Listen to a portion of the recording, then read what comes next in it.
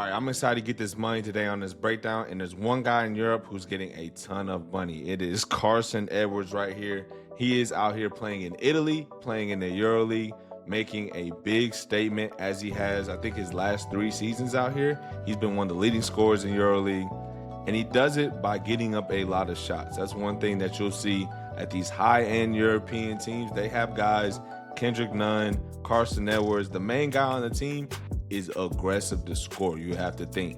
Guys are, top end, averaging 18, 19 points per game, maybe even 15, but they're only playing 20, 25 minutes per game. So when they get in the game, it's focused on scoring the basketball. Without further ado, let's get into it. Carsen Edwards got this first play right here. First play of the game. 9 minutes, 0-0. Let's see what we have. Come off the ball screen. We got Seti Osman right here. Former Cav gets a hand on the ball, and we have 6 seconds left, right? Look at the coach. He's running down saying, hey, stop this ball, stop this ball. And look, I'm telling you, this is what you get. Once you get these high-level guys playing in Europe, the shot making is crazy. And I know NBA shot making is crazy, but sometimes this is crazier. All right, here we go. We're in transition. We're pushing it. We got Carsen Edwards right here. So we're pushing it. Our PG has it. And Carsen can see right here. Defender, his eyes are not on him, right? The defender's eyes are not on Carsen. So he can take this advantage to relocate. And this is just good chemistry. He should relocate down here. He does just that and gets up a shot, right? Here we go once again. We have the beginning of the game, first quarter, 0-2. So it's always interesting to me to see what, coaches, teams do on the first play of the game, right? It really wants to set the tone. Who do we want to get going? Because it's not always the same person every game. So we have a little get action, we might call it, or pitch back, catches it, pitch back, okay? And then this is something that a lot of teams do to start the game. They'll have like a false action, so hopefully this defender falls asleep, and then Carsen's going to come back over here. That's why 35 is coming to set the screen. 35 sets a good screen. Carsen does a good job, just micro things from a professional basketball player that you might not do at this high of a level, right? High school players are not getting this into the game. He doesn't just come off of it. He sets his man up, right? He comes down, sets his man up, acts like he's going to cut. So 20 is stuck. I think that might be Hall. And he gets hit by a screen. Now it's too late on the contest. Green. Shot maker. All right, here we go. Now we have a wide pin down. So it's just a single screen coming over here. Carsen's going to catch it. Now he might turn around and flip it. Let's see what happens. Okay, yes, that's what he does. Flips it. Okay. And I don't know if this is switch or if this was supposed to be hedge coverage. But 20 right here, I'm pretty sure it's Hall, gets hit. So big man has to come out in the coverage mode. But Carsen, once again, high-end player, uses speed, is just able to beat him into this open space, and he won't be able to keep up. Carsen's able to play on balance and get that step back in. You know what I'm saying? This is shot makers. We haven't even had a layup yet. But in Europe, especially at this high level, you got to be able to shoot the jump shot, mid-range and three-point. So here we go. Carsen's calling for a ball screen. So we get the screen. And so, okay, the team is switching. So I think this might be Melly. So we switch. Isolation. Get downhill. Bump. And this is just great pace. Okay, this is great body control. We know we can get by him. The big switches on us. Carsen Edwards can get by him. But it's not enough just to get by, right? It's not enough just to get by. He's able to play off two, get this strong bump in, shot fakes, gets to like elite manipulation of just the defense. All right, here we go. We're still high. We got a lot of space right here. So maybe we just go full isolation attack. Let's see. End of quarter. So yes, we're probably gonna try to use up as much clock as possible. We get a screen. They end up switching it. Okay, now 8 seconds. We're around half court, so about, 40-something feet from the goal. What do we have? Isolation time. And this is what I'm saying. Like, at the end of the day, how much can you really break these things down, to be honest? Okay, this is high-level stuff. In college, yes, you can break a lot of that stuff down, what he was thinking. These guys are getting paid millions of dollars. He's operating this far from the rim. And he says, like by any stretch, this is not a good possession, but you have one of the leading scorers in EuroLeague right now. So yes, it's a good possession. Okay, he calls for it. He said, throw that over here. Calls for it, swing. Okay, now we have spaced out floor, good spacing on the floor.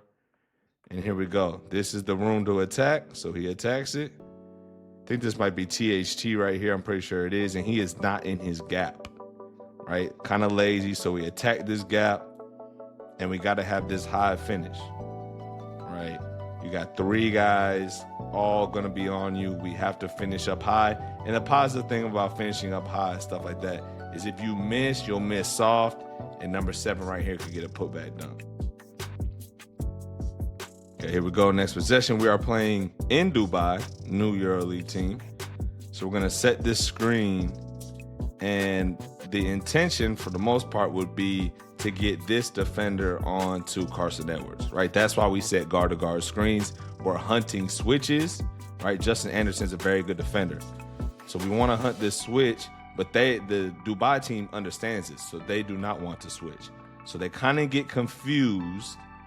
Justin Anderson steps out, so now they have to switch.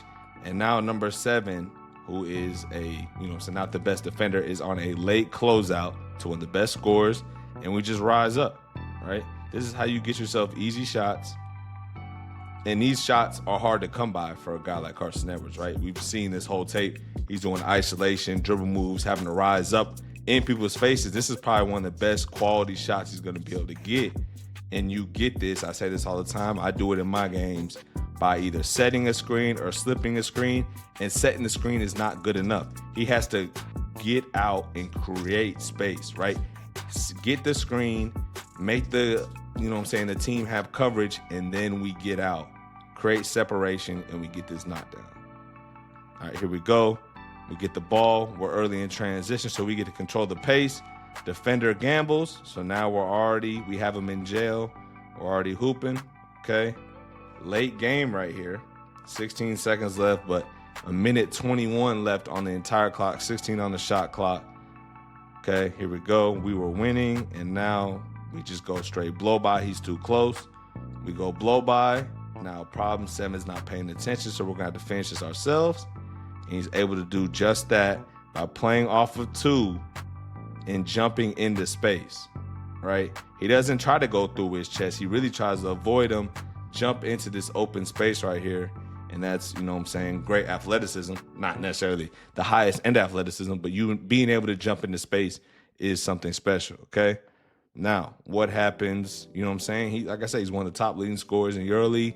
Kendrick Nunn is denying him right here. So instead of fighting the denial too much, we're physical. We put hands on Nunn, shed him, and now we're going backdoor. Backdoor to an easy float. Once again, if you're one of the best players in the game, teams are going to lock in on you. Teams are going to try to deny you the basketball. We have to find ways. We have to create ways for ourselves. Coaches can't always do that. Here we go in transition. Something that I always say is if nobody stops you. Now, once again, this paints a picture. He's going 1-on-4. So I always say if nobody stops you, no one's really directly stopping him to keep going. But this paints that picture that I alluded to in the beginning. Like EuroLeague, European scorers have to be aggressive because you only will get in for 20 minutes, maybe 25 minutes. So in that 25 minutes, you might have to force some bad shots. But this is what it comes with, right? And he's able to get this one to go. But this is what you have to do. If you're going to be one of the best scorers, this is what you have to do. Another way to be one of the best scorers is get out early in transition, right? He's leading the break right here. And we have, he tries to pick us up probably way too early. So we go by him, create a reaction. Now everybody's eyes are on us. And we pull this. This just alludes to the same thing I was saying, right? If you get an open look as a great scorer, this isn't the most open look, but he's in his rhythm, right? He feels good. He's in his rhythm, pop straight up. This is the stuff you have to shoot if you want to be an elite scorer at the highest level. You know what I'm saying? People can overlook overseas basketball, but Carsen Edwards is making millions of dollars. People over here making $500,000, millions of dollars, and it's all because they have one skill, and it's his scoring, that he does better than anybody in the world. But let me know what you think about Carsen Edwards. Let me know what you think about overseas basketball as a whole. Do you tap in? Do you watch it at all? Hopefully after this you got a little bit of interest, but let me know what you think in the comments, and I'm gonna catch you in the next one.